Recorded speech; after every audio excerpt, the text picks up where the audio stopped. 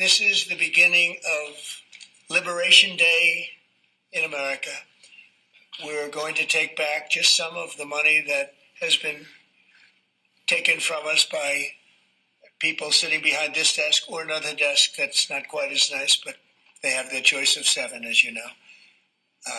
And we're going to charge countries for doing business in our country and taking our jobs, taking our wealth, taking a lot of things that they've been taking over the years. They've taken so much out of our country, friend and foe, and frankly, friend has been oftentimes much worse than foe. And this is very modest. And what we're going to be doing is a 25% tariff on all cars that are not made in the United States. If they're made in the United States, there's absolutely no tariff. We start off with a 2.5% base, which is what we were at, and we go to 25%. And basically, as you know, and as you've been seeing, not reporting as accurately as it should be reported because it's a massive story. Business is coming back to the United States so that they don't have to pay tariffs. And I think also because of November 5th, the election, they're very happy. AI is coming back to levels that nobody's ever seen before. It's a new, sort of a new business, I guess, when you think about it. But it's plants are going up all over the United States, and many of them have already been started. We're getting early electricity taken care of. We're getting permits very quickly for them, and we're going to make their life very happy. They're coming in with tens of billions of dollars. Individual plants will cost 10, 15, even $20 billion. We're going to let them build electricity generating plants along with their plant, and they can't even believe it. It's off to the races. I think our automobile business will flourish like it's never flourished before. Yes, please, Will. Thank you, sir. As you stated, we've prepared for your attention a proclamation imposing a 25% tariff on foreign-made cars and light trucks. This is in addition to tariffs that are already in place on those goods. In addition to, as you said, spurring increased domestic manufacture of cars and trucks, we expect that these tariffs will result in over $100 billion of new annual revenue to the United States of America in tariff revenue. I think ultimately we could probably anywhere from $600 billion to $1 trillion will be taken in over the relatively short-term period, meaning Uber, Bitcoin, self-driving cars. Combine those three together and you have the self-owning taxi. A car that is a corporation that owns itself, pays for the car lease, the car insurance, and the gasoline from the revenues it makes, giving passengers a ride, and there's not a single human involved in that matter. 7.38 million vehicles were imported and sold in the United States last year. Now, I want you to imagine that if you had that same demand, you're going to put a 25% tariff on 7.38 million vehicles. Clearly, that is not going to happen. What's going to happen once these tariffs go into effect is the automakers will respond in a couple of ways. One, they're going to slow down production in foreign plants for vehicles that are imported here to the United States.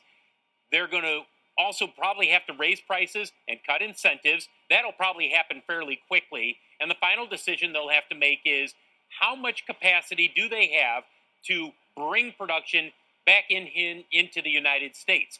The president says, well, there's some places that only have 60% capacity. It's not as simple as just flipping a switch. There's tooling. There's also making sure that the plant and the supply chain can adjust and bring production from a particular plant overseas back here.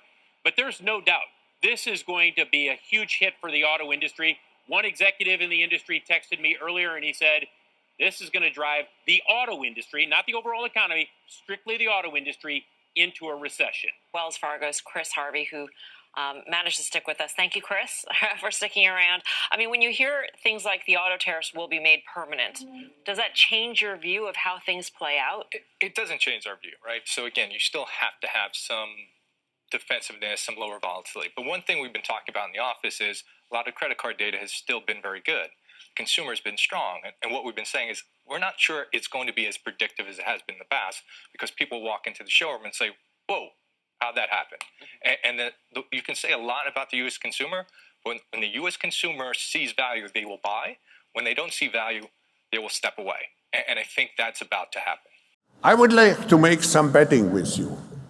When we meet for the 20th, I hope I will have the pleasure still to be invited for the meeting. When we meet for the 20th Governance Summit, you will use an app like Uber, but not anymore to call some driver, but an automatically guided car, a self-driven car, will come to your hotel or wherever you are and will bring you to the airport. Welcome to the Crypto Teacher, and you know I come back with that video just to make you think. Don't forget to like and subscribe to the channel. And make sure you're joining the Patrons. If you're not a part of the Patrons, make sure you're hitting the Cash App. And also, guys, make sure you go like and follow the TikTok.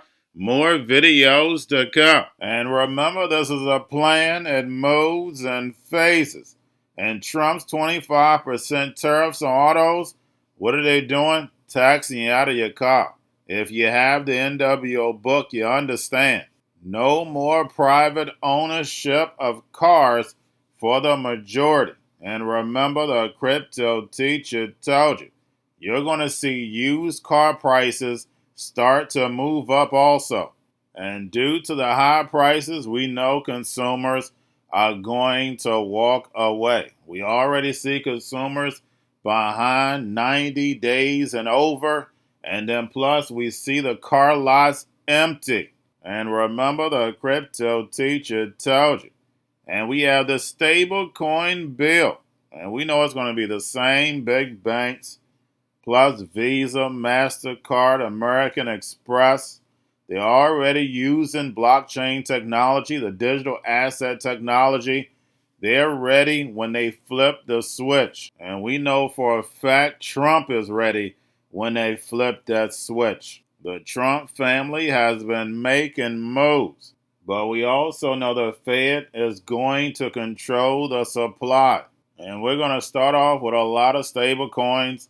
Then we're going to have more bank runs. And then we know the Fed is going to swoop in and say, hey, I have this CBDC. This is the safest thing to use. We've seen the movie before. And remember, the Crypto Teacher tells you.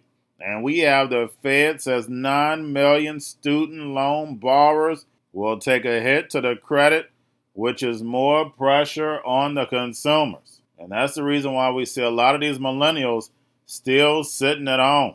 And then we have the Fed says tariffs will hit inflation, and we could see rate hikes. I don't see a rate hike coming, but the Fed wants to keep rates higher for longer. And Jerome Powell stated we wouldn't see that 2% go until 2027. And why? Because this is a plan. It moves in phases. And remember, the Crypto Teacher told you, every move that Trump is making is weighing on the economy. Remember, guys, they have to destroy this legacy market in order for the fourth industrial revolution to rise. And now we have the debt ceiling drama. August or September, we'll run out of money. And the movie again is about to begin. And by the time we run into August and September, we know the labor market is going to be on its last leg. And we're definitely going to see some cuts. They have to make cuts this year because we know next year we have midterms. Democrat versus Republican will be back. But right now, Trump has both the Senate and the House. And remember, the Crypto Teacher told you. And we have Trump on TikTok. May delay it and then also may give China some breaks on the tariffs. But guys, we know China really doesn't care. They have moved those cheap goods over to the emerging markets. And we know Trump knows that. But they're not going to give up that algorithm. That TikTok algorithm is too powerful. And by Trump keeping this TikTok, we know there's a bigger plan behind it. And remember, the Crypto Teacher told you. Because he knows when it comes to the NWO, it's all planned out. You have a wonderful day. It's not surprising that Visa and MasterCard are way out ahead in terms of the technology. They have a major market position to protect, and they need to be able to switch on and compete in whatever form that's taking place. We may see banks becoming major players in the space as well. They're kind of natural issuers of stablecoins, and it's a way for them to keep deposits in by being the issuer rather than just custodying deposit reserves for external issuers. Some things very well. It's great to see that there are full reserve requirements, that the regulators that are involved are well empowered and the right ones for the sector. What seems a bit strange to me is the dual track of federal and state regulation in the bill, which seems redundant. The states are allowed to impose their own regimes, which are supposed to be substantially equivalent to the federal regime, which begs the question, why do we need to have two? The bill also goes light on verification for the reserves. Within the stablecoin world, there's always been a preference for attestation as opposed to auditing, which is a lower standard of verification for an external accounting firm to use to determine that the reserves are present and that appropriate controls are available. I also like that the institutions involved are required to abide by anti-money laundering requirements. A major concern is whether money can flow into the U.S. financial system through stablecoins, and having chartered institutions that can be gatekeepers in that respect is a very positive outcome. Now, one concern that we've heard brought up by some in the industry is that this could potentially place a bigger burden on U.S.-based companies than foreign ones. What's your perspective on that argument? Yeah, that's not something that's obviously contemplated in the bill. And there are major stablecoin issuers headquartered outside the United States. If they were subject to the civil penalties in the bill for noncompliance, they operate at a scale that those penalties are not likely to deter their activity. They would just likely regard it as a cost of doing business and go on as they are. But I do think a positive aspect of the bill is that it focuses on stablecoins being tied to the US dollar as the activating impulse behind the bill, rather than the fact that US citizens are using them or US persons are touching them in one way or the other. Plumbing, and it's, for the user, there's not much difference, but for the ultimate transfer of value, there are fine points in how things get settled at the end of the day. One of my concerns with stablecoins is that you're working through a variety of settlement systems to transfer value from one to another. If both the payer and the recipient are not on the same stablecoin. And stablecoin balances are meant to be transferred instantly and irrevocably, but the value behind them moves at a slower pace. So in a stress situation, I wonder whether financial flows that are backing the stablecoins can keep up with the stablecoin flows on top, and whether that could precipitate other kinds of fragility within the financial system. I don't mean to be alarmist about it, but it's an area for concern, and it's probably going to spawn different management practices among stablecoin issuers in how they balance their backing portfolio to favor liquidity versus return. New York Fed saying that because of changes with student loans that predated the Trump administration, 9 million student loan borrowers face significant drops in credit scores once the delinquencies appear in their credit reports in the first half of 2025. New student loan delinquencies can reduce credit scores by 150 points. The biggest impact is probably going to hit those borrowers with prime or super subprime credit. Alberto Musalam, the St. Louis Fed president, making some hawkish comments about tariffs. In fact, more hawkish maybe the last time he spoke. He said that he expects from the new tariffs to have both indirect and direct effects on inflation. One-time price increases, those are direct effects. The second round or indirect effects could have a more persistent inflationary impact. He says the second round tariffs could require more restrictive policy, as in rate hikes. Policy should look through the direct effects, but lean against second round effects of tariffs. Sorry it came across that way. One thing we've been pushing on the House is that in order for this budget resolution and this economic package to move forward, we have to have real spending cuts. And that's what we continue to encourage the Senate, is that what we passed out of the House of $1.5 to $2 trillion is the minimum. We have to maintain those spending cuts, and that's how you're going to reduce it. Whenever you look at the tax bill that the House Ways and Means Committee will deliver after the budget resolution is there, you will see that we are eliminating unnecessary tax provisions and implementing with pro-growth tax policy. Hey, David. Well, yes, it looks like the U.S. is projected to be hitting the fiscal cliff and the debt ceiling around August to September of this year, and this is per a Congressional Budget Office report that is out just this morning. This does give Congress sort of a ticking clock now for them to actually be able to pass legislation to raise that debt limit either by an amount or to a certain date. And that could be tricky because, as Trump told lawmakers yesterday, he wants that increase to come as part of his overall package on tax and energy and the border. And while Congress has made some good progress on that, Republicans still don't fully agree on exactly what that package should look like. There are some concerns about how much will be spent, how much will be cut.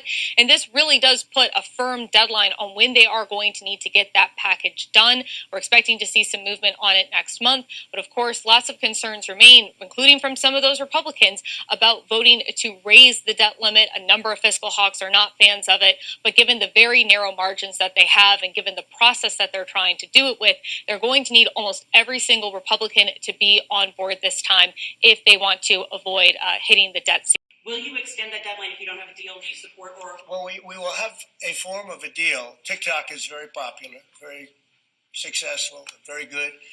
We're going to have a form of a deal, but if it's not finished, it's not a big deal. We'll just extend it. I have the right to have the deal and to extend it if I want. So we'll see whether or not we have a deal. We have a lot of interest in TikTok. is there a way for a U.S. company to operate it and ByteDance to still have a share of the algorithm? Well, there are numerous ways you can buy TikTok, and we will find the one that's best for the country, for our country. I'm worried about our country more than anything else with respect to TikTok. And China is going to have to play a role in that, possibly, in the form of an approval, maybe. And I think they'll do that. Maybe I'll give them a little reduction in tariffs or something to get it done, you know, because every point in tariff is worth more money than TikTok, if you think. Every point. Tariff is a much bigger world, and TikTok is big.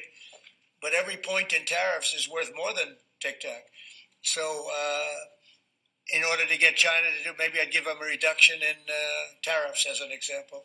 Sounds like something. Going to a different economy, and we're going to be learning more about that as we go. But clearly, we're learning that things can be done from remote locations. We're learning that technology can replace people even more than we thought.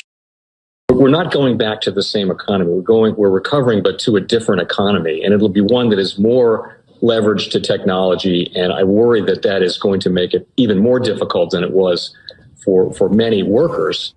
In Silicon Valley, and my friends who work in technology know that what we did to the manufacturing workers, we are now going to do to the retail workers, the call center workers, the fast food workers, the truck drivers, and then even bookkeepers, accountants, insurance agents, lawyers, and on through the economy.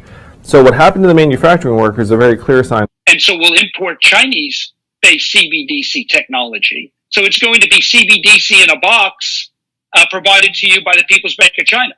But every stock, every bond, every currency, every commodity, every piece of art, every private business, every piece of real estate will eventually be a token on a blockchain, an entry on a ledger, permanent and immutable. We will have truth instead of trust, and we will save over $7 trillion a year. 6 to 8% of global GDP is wasted by the friction of the trust industry that's necessary when you have dual entry accounting. With triple entry accounting, which is what a blockchain is, we get rid of all of that friction. It's a beautiful future. Like what you see in China and their social credit scoring systems, right? If we get identity wrong, you know, it could be a tool to enslave humanity. And if we get it right, it could be a tool to liberate humanity. And as an American, you know, I'm obviously rooting for the one that's on the side of freedom. Bitcoin is an international asset. And also, I do believe the role of crypto is it's digitizing gold. I actually believe this technology is going to be very important. Look at it. We have been part of the huge revolution in investing through ETFs. We believe that ETFs will be changing the whole way we invest. Many people still use it as a means, well, people are investing it for indexing. No, the majority of people who are putting money in in ETFs are active investors that are buying exposure. The entire bond market is being transformed as we talk right now. I believe the next generation for markets, the next generation for securities will be tokenization of securities. And if we could have that distributed ledger that we know every beneficial owner, every beneficial seller, we all have our code of who's buying, who's selling, instantaneous settlement. And think about it, it changes the whole ecosystem. Chinese bank ICBC has been hit by a ransomware attack, and the U.S. Treasury market, as a result of that, has been disrupted. This, according to the Financial Times. We're getting at more right now with Bloomberg's Shonali Bassick. Shonali, what do we know? Listen, we have the Financial Times now reporting that ICBC, one of China's largest banks here, was hit with a ransomware attack. And remember, they're a very significant intermediary in the Treasury market. The SIFMA has told its members that this has been part of the reason here that the system is kind of clogged up, if you will, during that auction that we saw a little bit before. The attack had prevented ICBC, according to the Financial Times, from settling Treasury trades on behalf of other market participants. A large executive at a major bank also telling the paper that such a large party on the fixed income clearing corp creates major concerns, potentially impacting the liquidity of Treasury markets. Now, it was not just a poor auction. It was absolutely lousy, and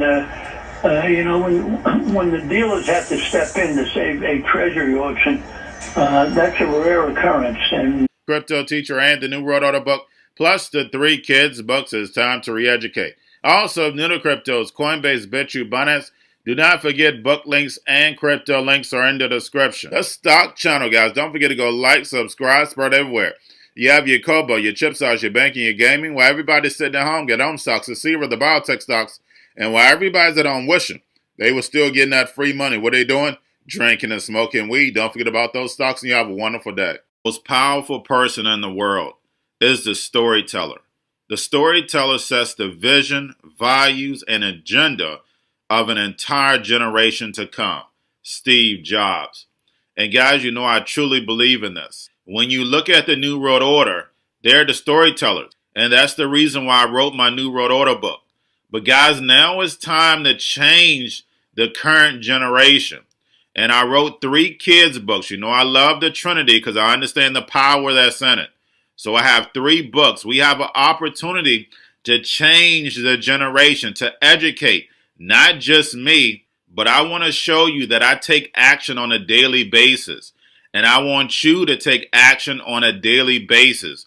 Whether it's your job, whether it's in your community, we have an opportunity right now to educate the masses. I posted this on my Twitter account. Please share, but this is a short clip of the 3 books. There's going to be a clothing line and action figures. Please get these books for your kids, nephews, cousins, friends, so therefore we can start the re-education now.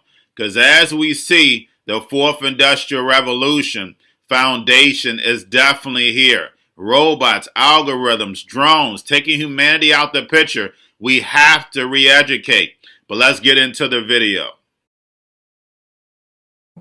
Part 1. King Joshua and Grandma Tam save the village. Part 2. King Joshua and Grandma Tam save New York from COVID-33. Part 3. King Joshua and Grandma Tam goes to China. It's mandatory to get part 1, part 2, and part 3 of this series. It's time to re-educate Generation Z.